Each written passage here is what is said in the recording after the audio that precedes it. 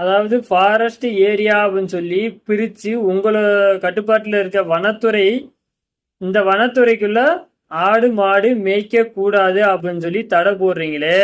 இத்தனை வருஷமா நாங்க ஆடு மாடு மேய்ச்சோமே, அப்பெல்லாம் வராத பிரச்சனை இப்ப மட்டும் உங்களுக்கு எங்க இருந்து வந்தது இந்த பிரச்சனை?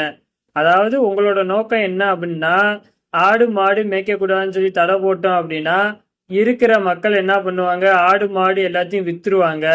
அதாவது பொருளாதாரத்துல அவங்க எப்பயுமே கீழ்மட்ட நிலையிலேயே இருப்பாங்க. ஆடு மாடு வச்சிருந்தா அவங்க முன்னேறிடுவாங்க. முன்னேறிட்டா அவங்கள்ட்ட பணம் வந்துடும். பணம் வந்தா அவங்க சிந்திக்க ஆரம்பிச்சிருவாங்க, நம்மளை தேட மாட்டாங்க. அப்படின்ற நிலைமையில ஏழை மக்கள் ஏழையாவே இருந்தா மட்டும்தான் நம்ம கொடுக்குற 1000 ரூபாயை வாங்கிட்டு அவன் நம்மளுக்கு ஓட்டு போடுவியா? இவங்கிட்ட காசு வந்துருச்சு அப்படின்னா என்கிட்ட இருந்து காசை அடிச்சு பிடிங்கி திரும்ப என்கிட்டயே 1000 ரூபாய் கொடுக்குறியாடா அப்படின்னு சொல்லி கேட்பேன்னு தெரிஞ்சுக்கிட்டு ஆடு மாடை மேய்க்கக்கூடாது வனப்பகுதியில அப்படின்னு சொல்லி இந்த அரசாங்கம் சட்டம் போடுது.